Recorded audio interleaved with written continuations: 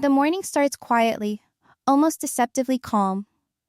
The kind of calm that only exists before something breaks. Christine is standing in her kitchen, sunlight cutting across the counter, phone in her hand, reading the same message over and over again. It's short, polite, carefully written, and yet it lands heavier than any argument she's had in years. It's from Truly. Not emotional, not angry, just clear. The wedding date is set. The guest list is almost finalized. And there is one boundary that won't be crossed. Christine exhales slowly because she understands immediately what this means. This isn't a teenager lashing out. This isn't rebellion. This is a decision that's been thought through, revised, sat with, and finalized in silence. Christine doesn't rush to call. She doesn't text back right away.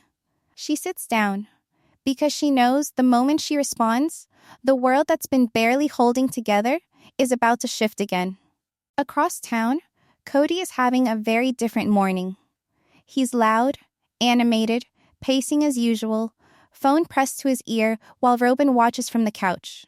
He's talking about respect, about loyalty, about how children don't get to rewrite history just because they feel uncomfortable. His voice carries the same sharp edge it's carried for years, but this time there's something else under it. Confusion, because the invitation hasn't come yet. And somehow, that absence already feels intentional. Robyn asks if everything's okay. Kody waves her off, says it's probably a delay, says no one would be stupid enough to exclude him from his own daughter's wedding. He laughs, but it doesn't land. Not even for him. By the afternoon, the message reaches him. Not through Christine, not through family. Direct. Simple. The wording is careful, almost clinical. Truly explains that the wedding will be a space of peace, that anyone bringing unresolved anger, control issues, or emotional pressure will not be present. She calls it a negative energy boundary. She does not name him at first. Then, at the end, she does. Kody reads it twice, 3 times. The house feels smaller with every word. Robyn leans forward, trying to see the screen, but Kody pulls it back instinctively. His face hardens. This isn't just rejection. To him, this feels like a challenge, a public one. He fires off a response immediately. Long, emotional, defensive. He talks about everything he's done, everything he's sacrificed. He asks how a rule like this could possibly apply to a father. He reminds her of who he is. The reply doesn't come right away. Hours pass. Christine, meanwhile, finally responds to Truly. Her message is short too. She tells her she's proud of her for protecting her peace. She tells her she'll stand by her decision. And then she puts the phone down, knowing exactly what storm is coming next. Because Kody doesn't sit with rejection.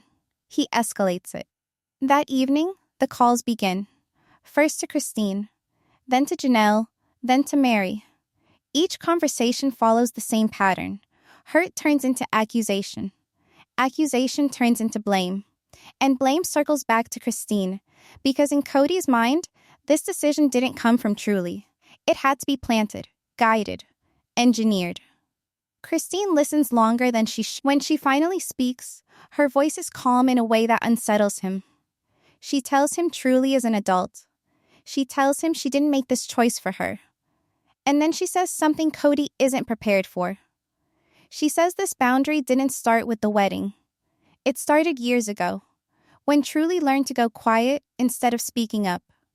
When she learned to read moods before entering a room. When she learned that love could be conditional and attention could disappear without warning. There's silence on the line. Not the thoughtful kind. The dangerous kind. And if you think this was just about a wedding invitation, pay attention to what happens next, because this is where everything changes. The next day, Kody talks to a lawyer.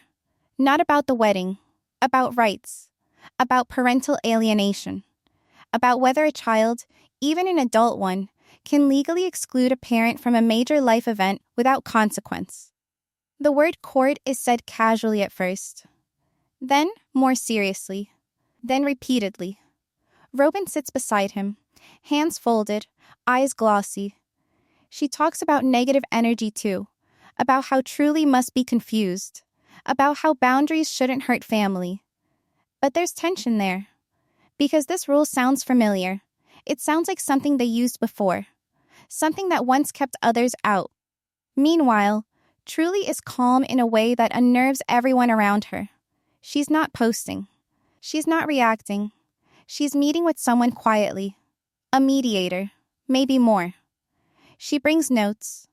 Old ones. Things she's written over the years but never shared. Dates. Moments. Feelings she didn't have words for back then. But does now. She isn't preparing for a fight. She's preparing for clarity. Christine watches her move through this process with a mix of pride and fear. Pride because her daughter is steady. Fear because she knows who they're up against. She knows how quickly personal things become public. How love turns into leverage in this family. Janelle reaches out too. She doesn't say much, just that she supports Truly's right to choose peace. Meri stays quieter, caught between loyalty and exhaustion. The family lines begin to shift, almost imperceptibly at first. And Kody feels it. He feels the control slipping, not loudly, not dramatically, but in small, terrifying ways. In unanswered messages. In calm responses that don't rise to meet his anger. In the realization that Truly isn't reacting the way he expects. She's not afraid. Because once someone stops reacting to your anger, they start seeing it clearly. And that's when power really changes hands. By the end of the week, the wedding is no longer the center of the conversation. The boundary is. And the question no one wants to ask out loud yet is simple. If Truly can keep her father out of the most important day of her life, what else can she keep him out of next? The first official letter arrives on a Tuesday morning, folded too neatly to be anything good. Christine recognizes the envelope before she even opens it. There's a stiffness to legal mail, a weight that has nothing to do with paper. She reads it standing up, because sitting feels like surrender. Kody isn't suing for access to the wedding. Not directly. He's claiming emotional exclusion, parental alienation, psychological manipulation. The words are formal, restrained, but the accusation underneath them is raw and personal. He isn't just saying Truly hurt him. He's saying she was taught to. Christine's hands tremble, but her voice doesn't when she calls Truly. She doesn't soften the truth. She doesn't dramatize it either. She tells her exactly what Kody is doing, and then stops talking, giving her daughter space to react however she needs to. There's a pause on the other end of the line. Not shock, not tears, just a breath. Truly asks one question, whether this means she has to change her boundary. Christine answers honestly. She says no one can force someone into a wedding. But she also says Kody is about to make this public, whether they want him to or not. Another pause. Then Truly says something that makes Christine close her eyes. She says she expected this. Because when someone loses control, they don't apologize. They reach for authority. Across town, Kody is energized in a way that feels unsettling even to Robyn. He talks about fairness, about consequences, about how Truly is being allowed to disrespect him under the disguise of healing language. He says boundaries are being used as weapons now, that therapy words are excuses for cruelty. Robyn nods, but there's hesitation there. She remembers when similar words were used in her house, when rules were framed as protection, but only applied in one direction. She doesn't say that out loud. Instead, she asks if this will make things worse. Kody snaps that things are already worse. The mediator reaches out next. Calm, professional, neutral. They request statements from both sides. Written, detailed. No interruptions, no crosstalk. Just truth on paper. Kody writes his immediately. Pages of it. He recounts sacrifices, missed opportunities. blame distributed carefully but unmistakably. He frames Truly as fragile, influenced, confused by narratives she doesn't fully understand. He never calls her malicious. He calls her misguided. Truly takes days. She doesn't write in anger. She writes in fragments at first. Memories, scenes, a door closing, a voice raised. The feeling of being invisible in a room full of people who are supposed to love you. Then she rewrites, organizes, clarifies.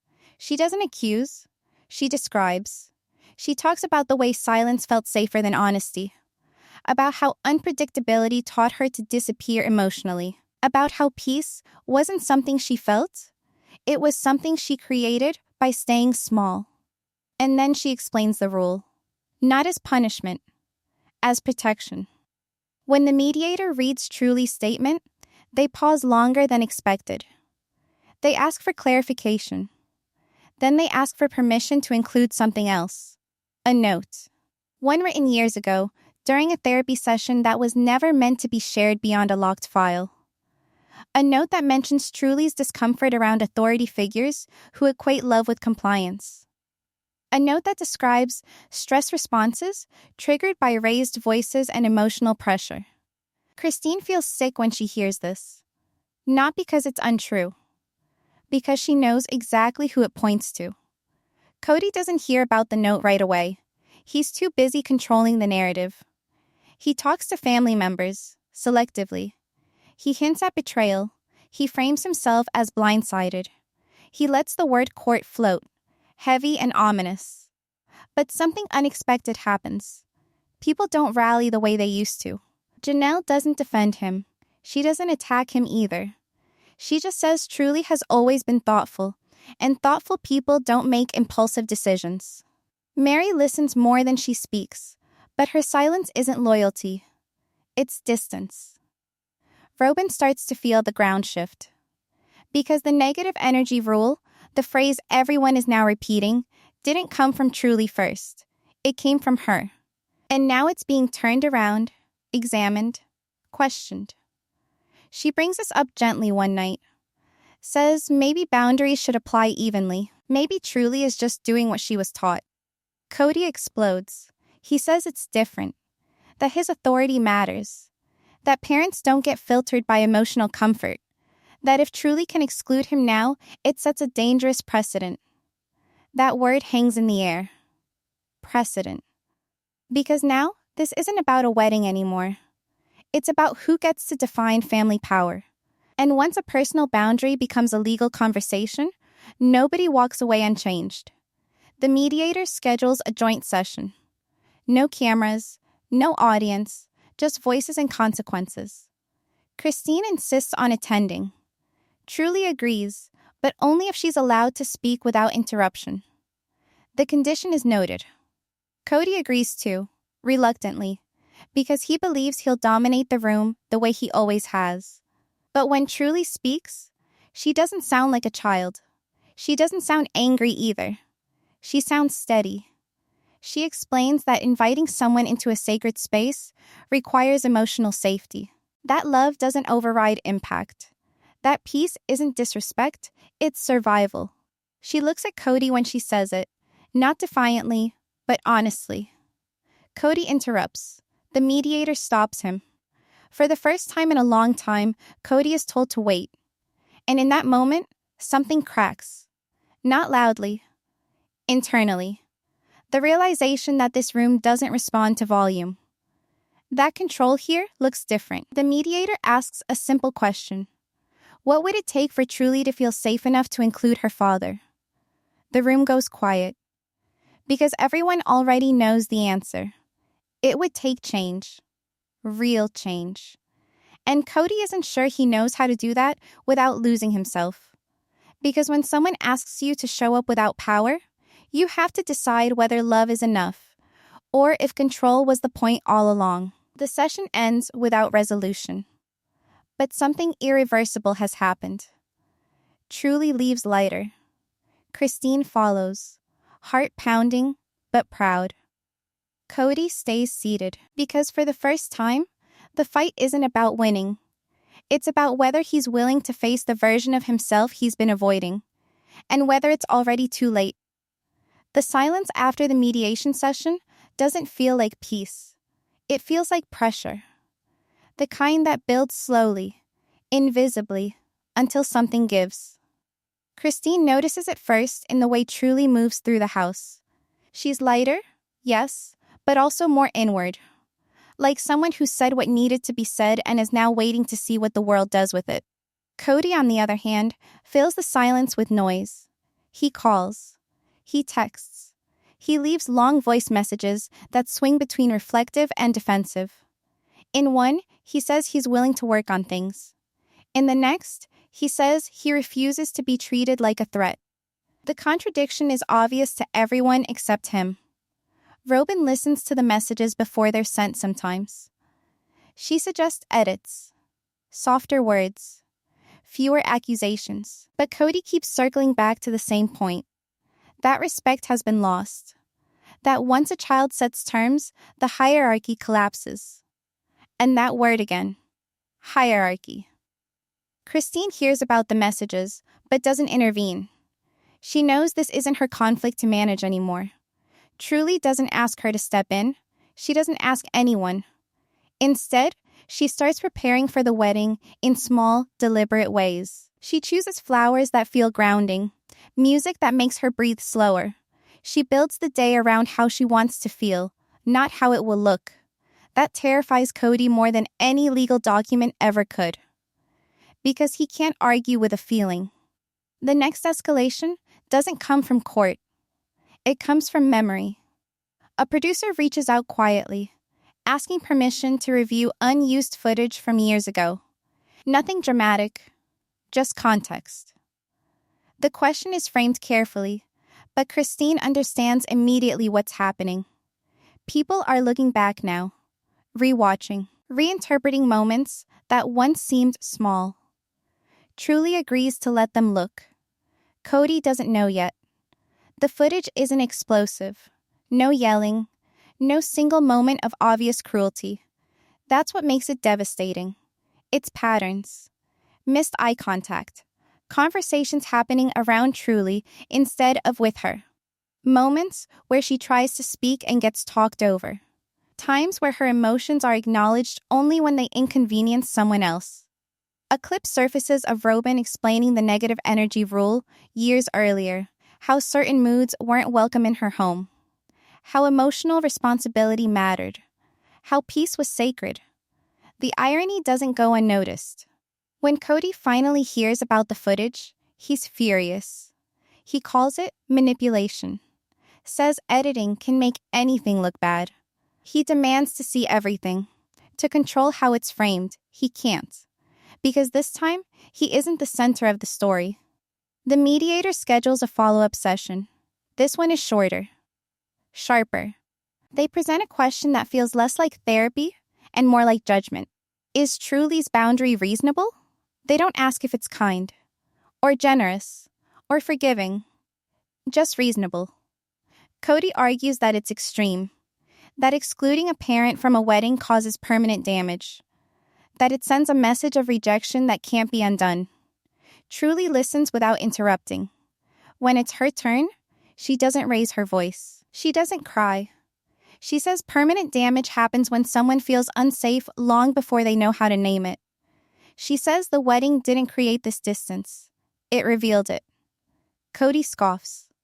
Says safety is being redefined to punish him. That emotions are being exaggerated. That discomfort isn't danger.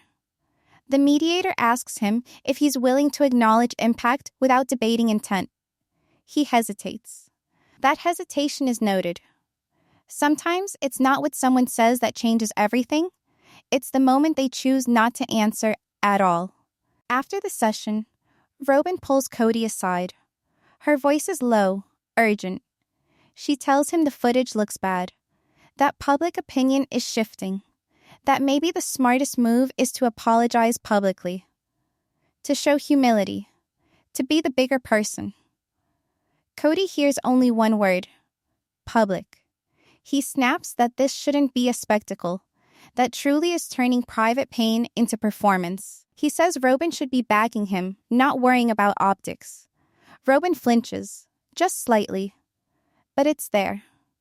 Because for the first time, she realizes something uncomfortable. If Truly can be seen as reasonable, then maybe the problem was never rebellion. Maybe it was resistance. Meanwhile, Truly receives a message she didn't expect. From Meri. It's short, awkward, honest.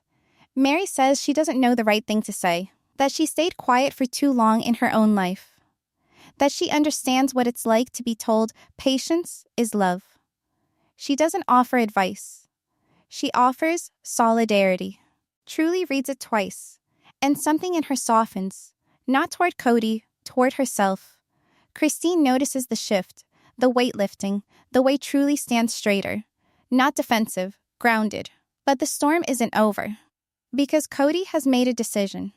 If Truly won't change the rule, he'll challenge the reason behind it. He files a motion questioning the therapist's note, its validity, its interpretation. He implies exaggeration, emotional coaching, bias. The move is calculated and cruel. Christine is furious. Truly is quiet. That night, Truly pulls out her old journals, the ones she never planned to show anyone. She reads entries written in a child's handwriting, describing feelings she didn't understand then but recognizes now. Fear, tension, the need to disappear. She brings them to the mediator the next day, not as evidence, as truth. Because when someone tries to erase your experience, the most powerful response is to tell it in your own words. The mediator reads the pages slowly, carefully, with respect. And then they do something no one expects. They recommend the boundary stand. They state that Truly's decision aligns with emotional self-preservation. That forcing contact in a ceremonial space could cause harm. That consent matters, even in families. Kody hears the recommendation and feels the room tilt. This isn't going his way. The wedding is weeks away, and for the first time, the possibility becomes real. He might not be there. Not because he was banned, but because he refused to listen when he was still invited to change. The session ends. Kody walks out first. Christine and Truly stay behind, gathering their things slowly. The mediator looks at Truly before she leaves and says something quietly. This isn't revenge. It's agency. Truly nods. And as they step outside, the air feels different. Not lighter. Clearer. Because the hardest part isn't choosing peace. It's accepting who refuses to meet you there. The countdown to the wedding becomes impossible to ignore. Invitations are finalized. Seating charts are locked.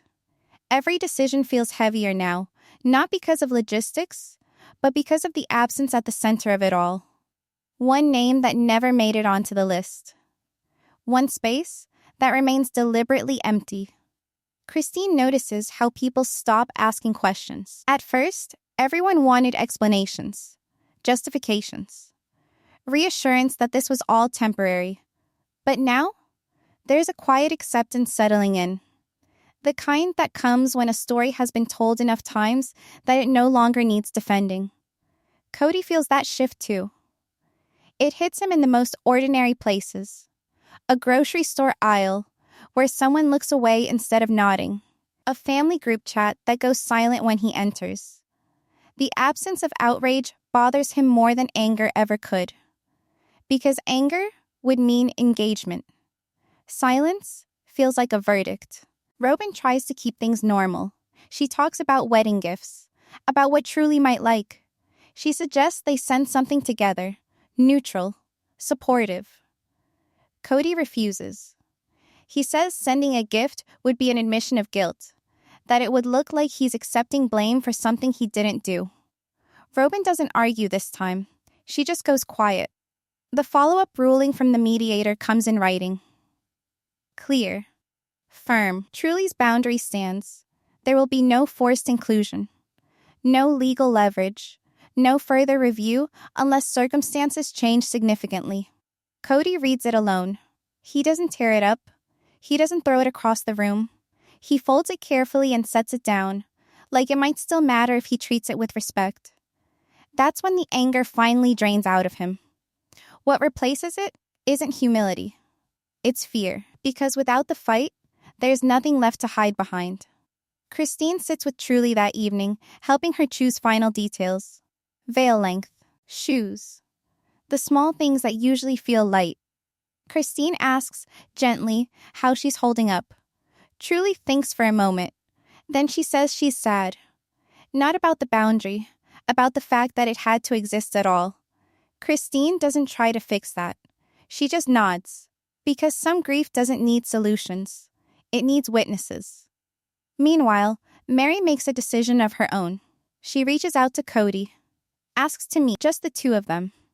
Neutral ground. When they sit across from each other, there's an awkwardness that feels unfamiliar. Meri tells him she watched the footage, that she read Truly's words, that she remembers what it felt like to swallow her own needs for the sake of peace. She tells him quietly that this isn't about disrespect. It's about damage. Kody bristles, says everyone's exaggerating, that no one remembers the good anymore, that he's being reduced to his worst moments. Meri doesn't argue. She just says sometimes the worst moments are the ones people build their lives around avoiding. That lands. Kody leaves the meeting shaken, not convinced, but unsettled. At home, Robyn is waiting. She asks how it went. Kody shrugs it off. Says Meri's been influenced too. Says everyone's turning against him. Robyn looks at him for a long moment. Then she says something he doesn't expect. She says maybe this is what accountability feels like. The room goes still. Kody stares at her. Betrayal flashes across his face. He accuses her of taking sides, of abandoning him when he needs her most. Robyn's voice trembles, but she doesn't back down. She says she's not abandoning him. She's asking him to look at himself. That maybe Truly isn't the enemy. That maybe no one is. Kody storms out. That night, Truly dreams she's standing at the altar. She looks out at the crowd. Everyone she loves is there. The chair remains empty. But instead of feeling loss, she feels space, breathing room, safety. She wakes up calm. Sometimes closure doesn't come from reconciliation. It comes from no longer needing it. The morning of the wedding arrives clear and bright. No tension in the air. No dramatic last-minute messages.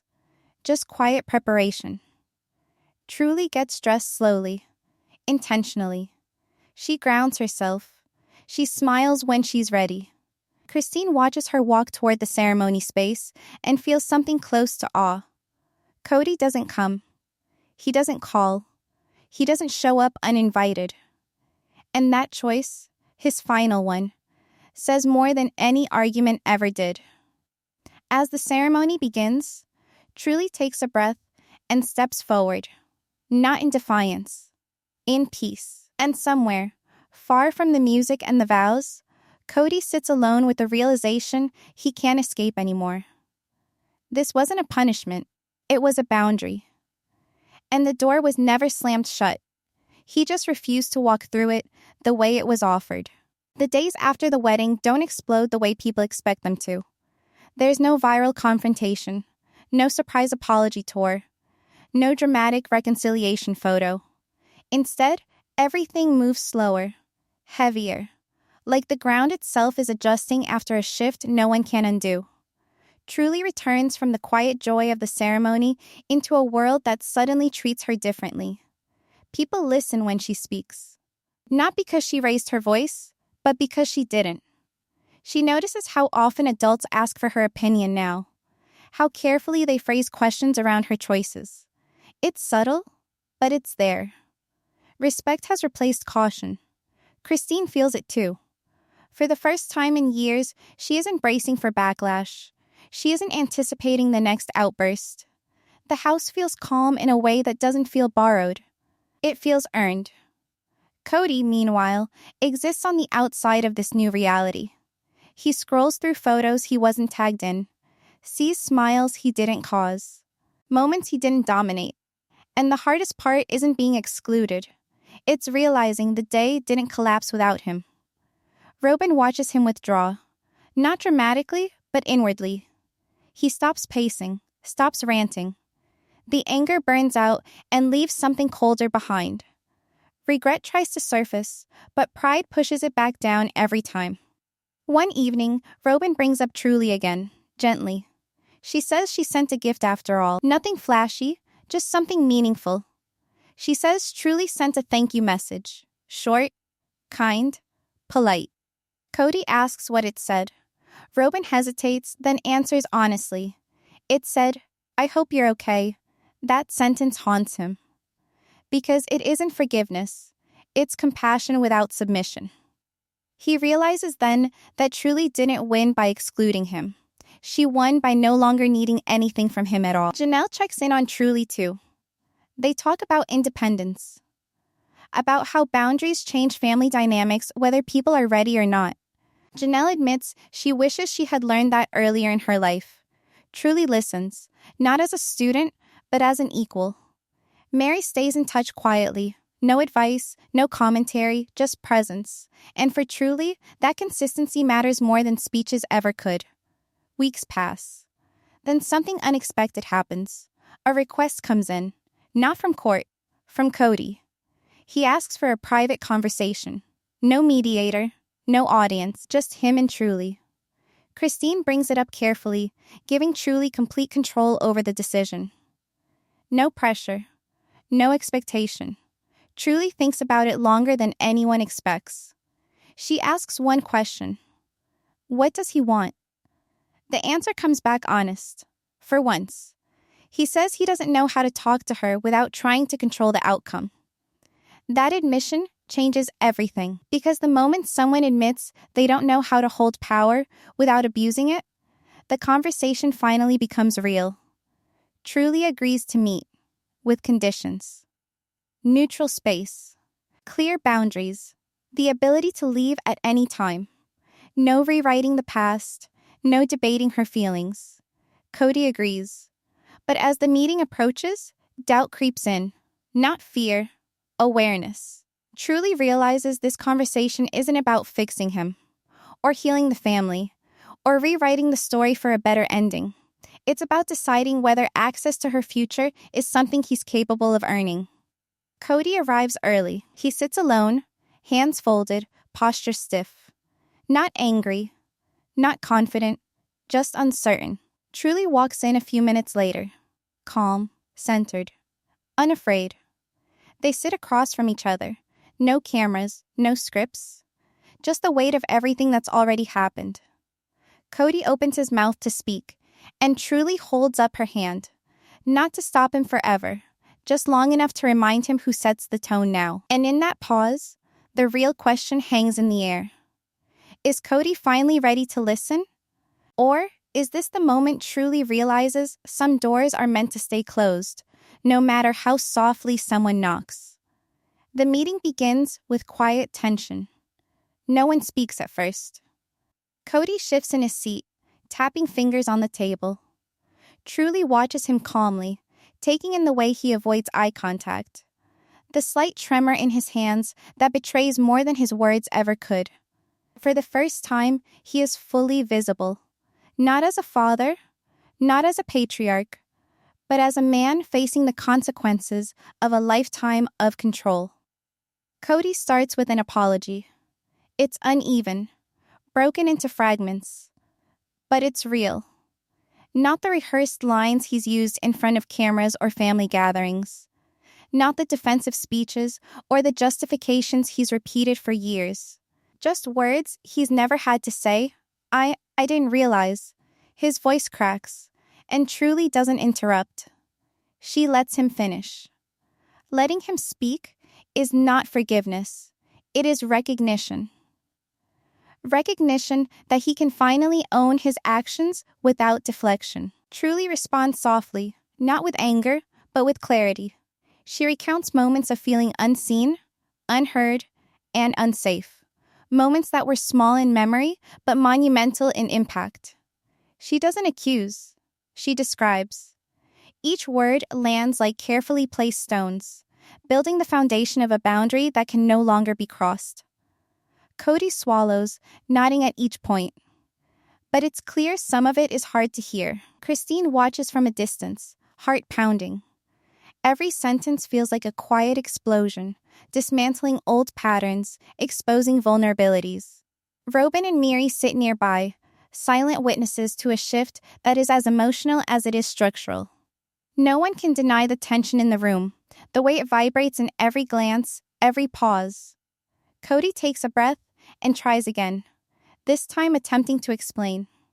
Not defend, just explain. He talks about intentions, about sacrifices, about the love he believed was obvious. Truly listens, still calm, but inside her mind, every word is measured against lived reality. Actions have weight, she thinks. Intentions do not erase outcomes. He falters when she asks the question he's been avoiding for decades. Do you understand the impact your choices had on me? The room goes silent. Even breathing seems loud. Kody hesitates. There's a flicker of recognition in his eyes. The first time he realizes that impact is not negotiable, that peace is not achieved through dominance, and that love cannot exist without accountability. Because sometimes the most powerful lesson isn't taught by words, but by someone refusing to accept harm in the name of love. Minutes pass. Truly's gaze softens, but she doesn't yield. She doesn't forgive yet. Forgiveness, she knows, must be earned. But respect is different. Respect can exist even while the wounds are still raw. And she intends to hold both. Kody leans back, exhausted. For the first time, there's no speech rehearsed in the mirror, no echo chamber, no defense. He is fully present. The realization settles like a weight he can't lift. Control has limits, and he has crossed them. The mediator quietly interjects, reminding both sides that this is a dialogue, not a verdict. The meeting resumes, but something has changed. Kody's words now carry humility, a hesitant acknowledgement that his authority is not absolute. Truly's words carry steadiness, calm power. She is not seeking vengeance. She is reclaiming agency. Later that evening, Christine walks Truly to the front porch. The sky is dusky pink, fading to evening blue. Truly leans against the railing and exhales. She says softly, "I feel lighter." Christine nods, knowing the battles outside will continue. But for now, a bridge has begun to form. Not perfect, not resolved, but real. Back inside, Kody sits alone in the living room. He scrolls through messages he hadn't sent. He replays moments in his mind that were once inconsequential, now glaring in clarity. For the first time, he doesn't try to rewrite them. He just absorbs them. The realization is subtle but transformative. Some doors will never close the same way again, and some doors are only open if humility walks through them first. Meanwhile, Truly texts Meri a single line, "It's different now. I can feel it." And Meri responds with a simple, affirming heart emoji. No words are necessary. A subtle shift has occurred, one built on recognition, patience, and an unwavering commitment to boundaries. Kody finally stands, moving toward the window. He looks outside at the quiet streets, empty of chaos. He realizes that peace doesn't demand obedience, it demands awareness. And for the first time in years, he wonders if he can achieve it, if he can redefine his presence without overpowering, if he can truly be part of the family in a new way, one where his role is no longer entitlement, but choice. Because the hardest change isn't stepping back, it's stepping into accountability when all you've known is control. By the end of the night, the house feels different. Not silent, not empty, but balanced. Tension remains, of course, it always will, but the sharp edges have dulled. Truly sleeps peacefully, Christine watches from the hallway, and Kody sits quietly, reflecting. The next chapters are uncertain, But a seed of understanding has been planted, and in that fragile space, real transformation begins.